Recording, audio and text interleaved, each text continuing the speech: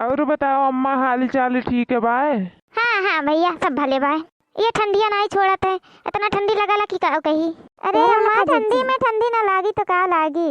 कार्य रखनाही बड़ा सामान लेके आयल है न हुआ बड़की जिज्जी के भैया। वह तारे रखनाही अब तो बड़की जिज्जी के गोड़ा और नहीं भूई में पड़ी। हाँ अब तो न जानी कितने पे रही है वे। अब जाए दे ललका जिज्जी, उनके भैया लेके आयल हैं तो वन कितने पे रही है, हमन से का करे के बाय। कहूँ हमन खरती लेके आयल हैं उनके भैया। का करत हैला रे ललकी रखी नहीं? कुछ नहीं अम्मा, कुछ नहीं, का करम। अम्मा देखैलिन नहीं हो हमार बच्ची, कहाँ रह गईलिन? कहती रहलू कि अब्बे आवत हैलिन। हाँ बहिनी गईली रहल है खेतवा में तनी उ लइके काबू लाला राखी ढेर होई गई रहल है। कहली सी जाई अम्मा फेंकी आई, कहली जा। अरे बहिनी वो 2-3 दिन से सोचाइल बैठल रहली है मोटकी की का कही। का भइल रहल है अम्मा? हाँ अम्मा काहे सोचाइल रहली नहीं है बहिनी? अरे बहिनी कहती रहली है सबके घर से आई गई खिचड़ी उचड़ी लेटे हुआ तो जात पाए। हमार भैया लेके आइलन नाई खिचड़िया, खेतवा में जाई के रोवत रहली है। गईली खेत देखे के बहाना कहली लाओ जाई खेतवे टहरी आई बैठले रहली है। वैसे देखली वहाँ बैठ के रोवत रहली है। कहली का भइल रे बहिनी काहे रोवत हैली? कहती अम्मा देखत हैली दखिनाहियों के खिचड़िया आई गईल बाय आ जाउन बाय लड़कियों के आई गईल वन के भैया लाई के दई गईलन। हमार भैया तिरैलन नहीं बही लाई के खिचड़िया।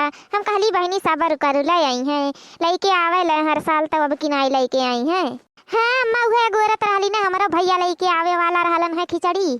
अम्मा भेजवैलिन है भाई कलिया लेके आइलन है तब गोरत रहली वनही के। हम कहली आई जाए तब जाई नहीं कहूँ हम वहार जाई, पता चला हमार भैया आई के बैठलन घरे।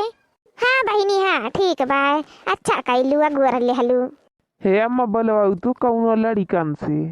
हाँ अम्मा जाए के बाटे छोटकिया बहिनी की है, बड़ा दियर हुआ तब बलाई दिहल जाई ना कलुआ रे। तनी जदिया के तोर बड़की अम्मा गई रहली है खेतवा में आइल नहीं भलाई लाया कह दिया मामा आइल हइन। क्या कहली? ना गड़िया मामा ये ललका जीजी कार्य रख नहीं है नहीं का ललका जीजी करे आइलिन कुछ कहबो नहीं करेलिन, बस खाली ये ललका जीजी बिसिला गाला तो गुस्सा आई जाली कहानी जानी का है नहीं का। अरे दा तुमसे कुछ कहू लायक नहीं बा। अच्छा कहू का कहत रहली? कहत है सोने घरवो लाइल है नहीं। अरे वही में झलगुआ तो बाहरिया रखी नहीं है। हाँ तो जीजी हमारे भैया आई गइलन, हम 2-3 दिन से घूरत रहली। अरे हमारे भैया कहाँ रहला भाई ते का हमारे भैया। अरे हमारे भैया 2-3 दिन से रास्ता ताकत रहली। अरे हमारे भैया ना रुआ बहिनी ना रुआ, तेरे खातिर देख कितना सामान लेके आइल हई। अरे हमारे भैया सबके खिचड़िया आई गइल रहल है। काले तो ही नहीं लेके आइला हमारे भैया। इतना सामान पाई गईली है तब चिल्लाती है झूठा है भकाराती है लेन है नहीं के। अच्छा ना रुआ देख तोरे खातिर हरवा ले आइल हई जौन ते कहले रहली, और देख कपड़ा वो ले आइल हई तोहरे मन के साड़ियो जौन तो कहले रहलू ना रुआ हमार बहिनी। बेगवा में सबके कपड़ा ले आइल हई घर भर के, खिचड़ी बरवा में कुल चाउर अम्मा काने का गठियाई के देहले रहली है। जाने पर तो हम पाई जावे भैया। दीदी हम के साड़िया एक तो बाहर हो जरा कुछ हुई गईल एकरे यहाँ से खिचड़ी आइल इतना सामान।